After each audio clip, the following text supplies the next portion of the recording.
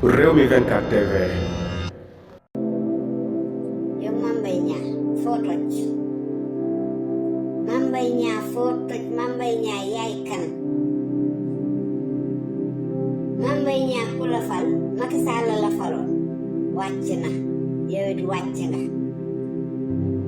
nee nga dangaa ami jabar ami mbokk ami doom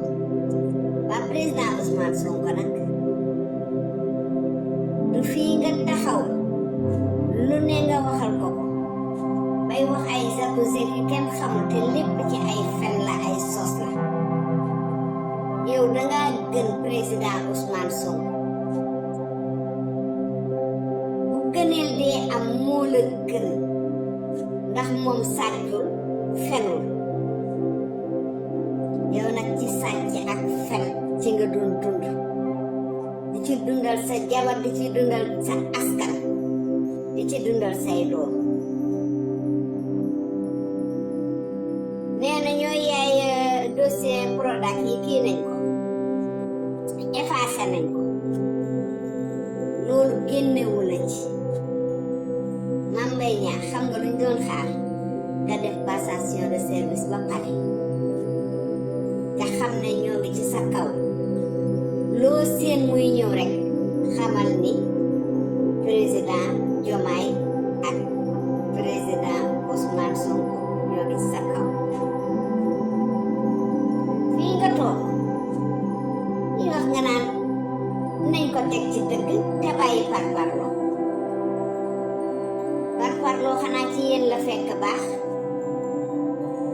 parparloo yéenay ndeyam yéenay baayam yéenay maamam yéenay bàjjanam yéenay nijaayam te parparloo nag ci ay fen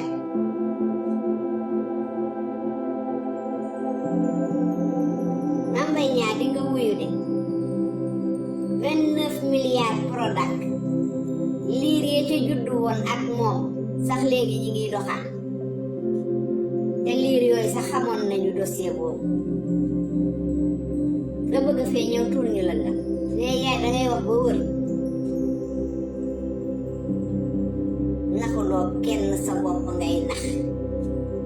te ku la xool ak nii nga bufee funki di niroog bañ a dugub xam ne yow amatuloo ay nelaw yow ci ay somnifère ngay dund ndax sa xel dalul boo tëddee doo nelaw boo tëddee sa conscience du tranquille ndax xam nga li lay xaar Mame Mbaye Niang yàkkamte wuñu de ndax gis nga sàcc bu dul raw jarte yàq yi nelaw te mooy yow ñuy wax fii nga ne yaay 200 millions ngay laaj danga bëgg a tër Ousmane Sonko bi waaw ba jaay sax kuddu cunuwaar yi jaay nangam yéene néeg la boroom a cay fanaan tey sa añ ñëw na tey sa bés ñëw na gis nga torox tànge boobu nga ko doon yéene boo sàgganul yow yaay torox ba ni tot yaay kii torox ba ni tot ndax yow alalu askan wi nga jël ni ko dëniix ngeen muucu suñu deret doyu leen ngeen ne léegi nag yaxu yuq bi ngeen di laaj